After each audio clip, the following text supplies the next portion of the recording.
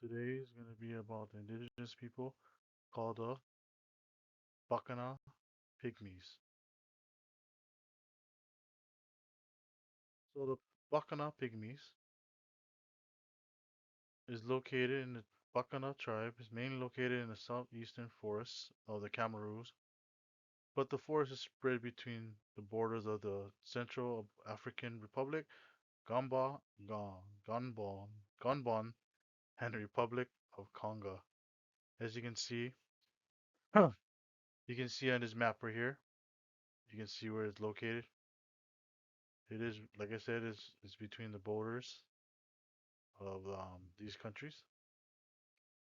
Next, population. Today, there is between 150,000 to 200,000 pygmy live in the central forests of Africa, but there's no accurate number for the Bacchanal people due to their migration because this tribe actually keeps moving. As I explained more, they move because the food supply. What they do find out the Bacchanal people live in clans. Each clan's up to 20 people, and the latest study stated that they found 30, there are 30 clans to this day. And each clan also have a chief responsible for his people and for the decision making that concerns the entire clan. Just like any tribe, gotta have chief, which just most likely is like the oldest and the wisest of the whole group. So the languages of the Bakana people is simple. They speak Bakana. This it's as simple as that. They speak Bakana. The Bakana people of Cameroon and Gambon speak Bakana, which is like it shows the dialects cluster with Ubanga language. The people are closely connected to Aka, who is collectively referred to as the Megbanga. I'm saying it wrong, but however, the language are unrelated except for small vocabulary about the forest economy. So mostly every pygmies tribe in Africa, they're slow, similar. Their language are almost similar, but their vocabulary is a little different. But like I said, there's many types of pygmy tribes in Africa. Their languages are somewhat similar when it comes to the forest. Yep. And it also implies that Aka may have translations from a language similar to Bakala to the Batu about 1500 CE. The history of the people. The word pygmy came about 2450 years ago. Is referred to, oh, excuse me, it refers to any humans or animals with unusual size. Small size, especially. The Bacchanal people are not big people, they're actually really small people. The pygmies are thought to be the first inhabitant of the African continent. A tribe of ethnical population native to Central America, primarily the Congo Basin, the African pygmies have traditionally live as hunter and gatherers. So the Bacchanal people are actually hunters and gatherers. As we go more into it, they, like I said, they migrate when the food supply is low, and they are separated into three general geographical divisions: the western, which in Banga, the east is Bambuti, and the central and southern area is Batwa. All right, but the diet, they depend on the forest to provide their livelihood, such as abundance of animals, like monkeys. They used to be hunting elephants. They used to hunt elephants, but the law in their country, and I believe was they're from Cameroon. They forbid them from hunting elephants. It took a while, but they finally, respected the law, and now they just hunt whatever they can, small games like monkeys and snakes, whatever the forest provides. Also fish, the rivers. Honey. Honey is a big, it's like a not a luxury, but a how you say, like one of those kind of foods that it's like a food that you need that's really important to them, and fruits, nuts, and mushrooms. Like I said, they migrate a lot, so when the food source is low, they move their camps to a location where the food source are rich. So every time they don't just wipe out the whole area. When the food sources are low, it's like a cycle. They will leave, go to another spot, and let that place they was at let that grow. So when they do go back, it'll be still richer food. So it's like a natural cycle, an eco cycle you can say. But yeah,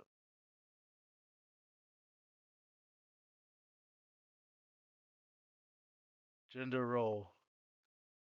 Males, their roles is hunting, fishing, building huts, protecting the women of the village. So any typical male, in the tribe, males are the hunters and providers and all that stuff. And for the women on their side, they're the gatherers. Farming nowadays is farming. They also do fishing, help their husbands build their huts, but they also will play a role as keeping the family together and advising the husband. As you can see, they do a different type of fishing. The husbands, they make a rod and a hook. These women over here on this top right hand picture, they call it dam fishing, where all the women will gather, build a dam, drain as much water out of the river as they can, and makes it real shallow where the fish can't swim, and that's how they fish. They fish for a catfish and whatever small fish is left inside the riverbed. That's very interesting. Next, culture. We're gonna go over some culture stuff. So the rite of passage is one, custom and practice, and their music. The Bacana people is known for their music. It is beautiful. Hopefully it will play when I get to that part. But here we go. The rite of passage. For a male, the ages between range between 12 to 20 years old, but for the female, it ranges from 18 to 20. Girls are given a drink made of water, honey, and medicinal plants during their initiation. They're also led into the forest where Janda is the forest god, will grant them a new ability, including the capable of song, of singing. And it's a big part for the women of singing. They do take in, they did, when we go over more of the music, it's the master technique in their music. But for the males, they reenact a life and death act where they believe to be. So the ritual goes like this: the males, it's like a ritual that's built up it takes a couple weeks to build. Um, the family will have a big ceremony. They'll be hidden behind a sheet or some kind of screen, and I believe the chief. They said the chief will stab that screen with a spear. At the tip of the spear is painted red, the sign of killing or death. And then once the screen is clear, they'll raise the male or the boy up, as saying as the Kumba, their other god, a god of creation, has risen them from the dead and brought him back to life as a man. So that's what they believe. That's the rite of passage to adulthood. Oh, here we go. Custom and practice. Sharpening the teeth, you see in the right hand corner, top one. Children, when they reach the age between 10 or 20, they do have a choice though nowadays, because they gotta choose to endure the pain of sharpening the teeth. It's they're I believe they said that they stated that it's good for eating meats and hygiene. Easy to clean. As you can see, look how big those gaps are, so you don't really have to clean their teeth. Scarring on the forehead and cheeks for the women. They scar your forehead with a razor blade and leave it open so it blackens, and that shows us and it remains scarred like this. All of these are sign of beautiful and attractive traits in this culture. So let's imagine this is an attractive trait in this culture, not like like an IG model kind of deal. But yeah, next Music. The Bacchanal women did master singing technique of yodeling. They mastered the singing technique of yodeling. I wish this YouTube video can play, but they're beautiful. It's beautiful. They use instruments as the harp, zinder, and a string bowl. Also, music is used for specific times, and like for instance, hunting. If they go on a hunt or the hunt's not doing good, they will do a seductive singing and dance for the god, which is Jinbei, which is the god of the forest. So there's two gods, which I'll explain later. The god of the forest is actually the one that gives them a fruitful hunt. So before they go on a hunt the day before, they do this dance and sing and try to please the gods. And they believe if they don't dance or please them enough, he won't fulfill their needs. Also, when if you there's a video out there of women when they're dam fishing, they use water, the river of the water, or water of the river as drums and sing a song, camaraderie and comfort. If you hear one of the videos, it's actually pretty interesting. Like they don't have no, Western tools out there. They just use whatever is given, which is the water. And there's a video out there where they just make a rhythm with the water, and it sounds really, really, really good. A lot of musicians are fascinated with their technique of music.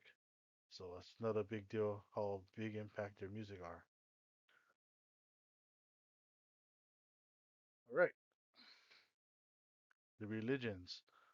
The Bacchanal people worship a god called Kumbal, like I was saying, who they believe is the creator of all things. Jinjie, the god of the spirit of the forest, plays a far more active part. It's reversed among the Bacchanal people as a protector, father figure who oversees the male initiation ceremony. So Jinjie is a Jinjie is a big part of the Bacchanal people. The Bacchanal community is based on protective hierarchy, which where the males defend the women and the forest protects them. Jinjie sees the essential component of the Bacchanal existence. So if you look at it this way, if you look at it religion-wise, like compared to religions, Pumbaa is God and Jinjie is Jesus. That's how I see it because yeah, Kumba is the creator of all things, and Jinjie is like the father sent, or like the son that's sent by Christ, kind of deal. So that's how I see it. Medicines. They use whatever they use from the forest, to cure infidelity, to cure alignment. They use the plants in the forest. The majority of these therapies are used on children since the mortality rate are higher in that area. So the children are the more, you know, the most use of the medicinal area. Because society nowadays, new sickness and stuff like that's coming around. So, excuse me. So, the Bacchanal, the marriage, it's there's no ceremony for the marriage. It mainly is the man who's interested in a woman will present a gift to the family and build them home for the spouse, for the potential spouse. And get this, if you guys may share a home and stuff. However, until you have kids, people will not see you as a committed relationship. Like now, if I'm married to a woman right now, we are committed because it's on paper. And if we have kids, it's out of marriage, so it's not looked down upon. But them, it's like there's no ceremony. If you have kids and you live in a house, you're committed. You're a married couple already. So that's a very interesting life, interesting way of marriage. Oh, and the Bacchanal people are not polygamous like their Batu who lives nearby. But the divorce is completely different. As long as both party agrees on a separation, obtaining a divorce is straightforward and easy for the Bacchanal. As for the wife, she has the right to leave their spouse and return back to her parents if she wants to get a divorce.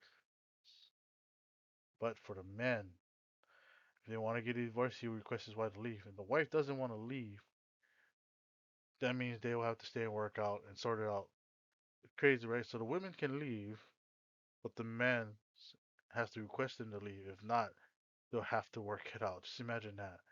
But instead of getting lawyers, the elders gets involved and help resolve their marital conflict with guidance and stuff to the assist to the young. So, like I said, instead of paying all these expensive money for lawyers, you got elders to help you out and get in your business. So the future of the pygmies. Here in his home in the forest, people struggle to survive despite many obstacles, including poachers and poor health. So of course, the poachers are illegal poaching, killing their food source, and also they're bringing sickness, which these people are not used to. And sickness is pretty bad. Or another big issue we see on Instagram or social media, sorry, is the bot flies. These guys are known for are like their feet. They walk on the forest, so they get the bot flies, which leads to infections to their foot, which leads to death, to infections and death. So that's crazy. Also, destruction of the forest. Remember, there's people live in the forest, so these loggers are destroying their forests. So it's kind of pushing them to the outskirts of the forest, which will have no room for them. And the government feel like there's no significant issue with these guys, so it's like they're put on the back burner. Only people are helping them are like special, specific support groups, like people who do like scientists and people who support this kind of culture. Or another way too is education is necessary to help preserve the culture. The youth of the Bacchanal people are actually getting more educated to come back and help their culture. So education is a big part right now for those Bacchanal tribes or pygmies, because the youth is actually going to school, learning, and finding ways to fight back to get laws passed or to get them, get the Bacchanal culture preserved, because it's a big part of their, part of the pygmy or Africa's history. And that's it. It's my reference.